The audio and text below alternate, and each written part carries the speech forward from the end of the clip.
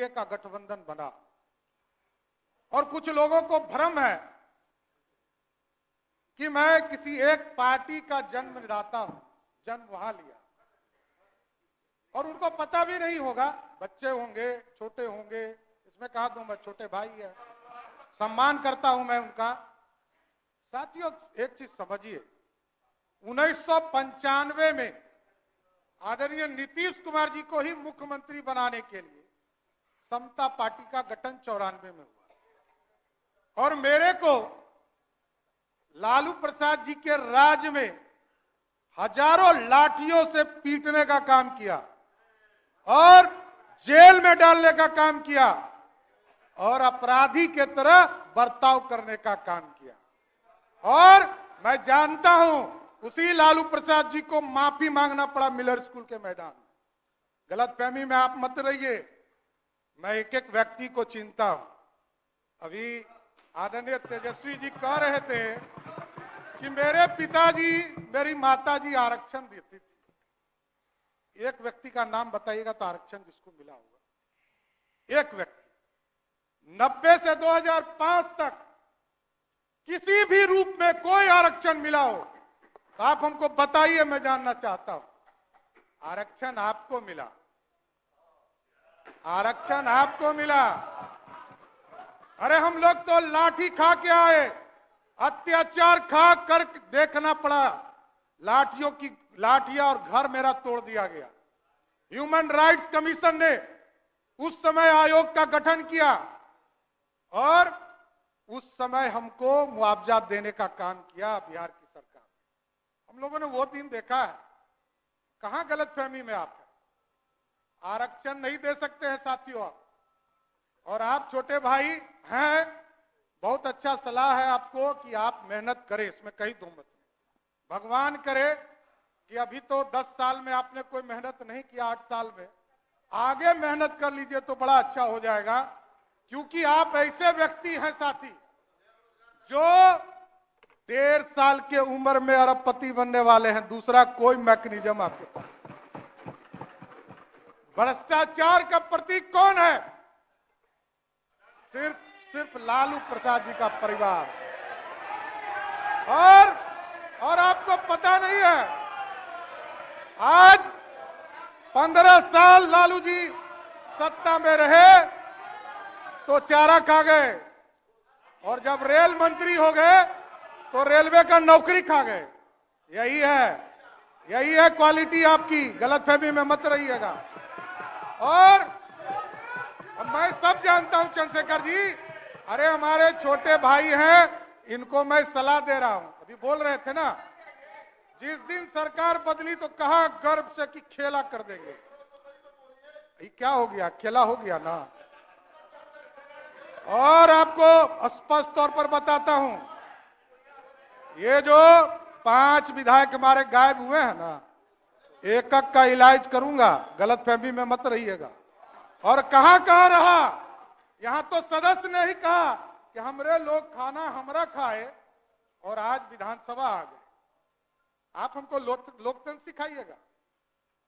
लोकतंत्र लूट रहे थे आप, पिछले 1 सप्ताह से लूटने का काम कर रहे थे, और आप हमको सिखा रहे हैं। ये तो सामने सामने आए, अरे आप तो छुपा के रखे। सारे चीजों की जांच होगी, कंफर्म रहिए, कोई छूटने वाले नहीं है आप लोग। और साथियों, आप जो माफिया राज सोचते हैं, माफिया राज बनाना चाहते हैं, बालू माफिया, शराब माफिया और जमीन माफिया, यही है आपका। ये सब का इलाज होगा, गलतफहमी में मत रहिएगा। और हम लोग कह रहे थे भाई साहब हमारे कि लालू जी का परिवार कभी डरेगा नहीं। अरे आपके पिताजी को मुख्यमंत्री बनाने वाला भाजपा है, गलतफहमी में मत रहिए। 39 विधायकों का समर्थन था, तब मुख्यमंत्री बने, नहीं तो आप कहां थे? अरे आप कहां थे? आप समझिए, मैं ये कह रहा हूं कि लालू जी भी मुख्यमंत्री बने। आदरणीय नीतीश कुमार जी उस समय उनके चाणक हुआ करते थे। लालू जी को यदि नीतीश जी का साथ नहीं होता तो मुख्यमंत्री बने होते क्या? लेकिन एकदम स्पष्ट रहिए, सीबीआई हमने नहीं खिलाया है, सीबीआई 1996 में आया, यहीं लालू प्रसाद जी मुख्यमंत्री के तौर पर थे। तब वो स्वयं राष्ट्रीय अध्यक्ष जनता दल के थे और जनता दल की सरकार देश में थी। तब प्रधानमंत्री आपका था, कोई दूसरे का नहीं था। तब से आप जेल जा रहे हैं, कोई नया काम नहीं हो रहा है। इसलिए ये तो आपका सर्टिफिकेट है। आपके पार्टी ने आपको कहा कि आप भ्रष्टाचारी हैं, कोई दूसरा नहीं कह रहा है, आपको कह रहा है। ये 96 से हो रहा है, आज थोड़े हो रहा है। 96 से लालू जी को लगातार, और किसके साथ बैठे हैं? शकील साहब अभी बोल रहे थे, पहले तो किसी को बोलना ही नहीं दे रहे हैं शकील साहब। बेचारे अजीत शर्मा जी पहले नेता थे, उनको कभी कभी मौका मिलता था। कांग्रेस पार्टी के युवराज, जिसने लालू जी का ऑर्डिनेंस फाड़कर, अब मुखिया भी लालू जी नहीं बन सकते, बस यही कारण है। कोई दूसरा गुनहगार नहीं है, हम लोग गुनहगार नहीं है, आप गुनहगार हैं। आप ही कांग्रेस पार्टी के लोगों ने लालू जी को मुखिया बनने से भी रोक दिया, यही है। इसलिए तो एकदम स्पष्ट है, और ये गलतफहमी में आप हैं कि लोग कहते हैं कि हमने नौकरी दे दिया, हमने नौकरी दे दिया, हमने नौकरी दे दिया। एकदम अरे आप बड़े भाई हैं, कहां दिक्कत है, आप काहे गुस्सा रहे हैं? देखिए, तो राहुल गांधी जी ने ऑर्डिनेंस नहीं पढ़ा है, ऑर्डिनेंस पढ़ा है ना? ऑर्डिनेंस किसने पढ़ा? लालू जी का ऑर्डिनेंस किसने पढ़ा? बैठ जाइए शकील साहब, बैठ जाइए। देखिए, ये लोग कह रहे थे नौकरी नौकरी। लालू जी के पूरे राज्य में, पूरे 15 साल में, 1990 से लेकर 2005 तक पूरे बिहार में 1 लाख लोगों की भी नौकरी नहीं हुई। और आदरणीय नीतीश कुमार जी के नेतृत्व में 2020 तक, मैं 2020 तक कर रहा हूं, 2020 तक 7.5 लाख लोगों का नौकरी हुआ। और 2020 में हमारा कमिटमेंट था, सरकार में आए और 10 लाख रोजगार देना था। 1,75,000 नौकरी की बात जो विजय बाबू ने कहा, ये किसके समय निकला? इसमें कहा तो मत। विजय बाबू के समय में जब ये शिक्षा मंत्री थे, 1,75,000 शिक्षकों की बहाली निकली। कहां आप है, कहां आप है? देखिए, गलतफहमी में मत रहिए।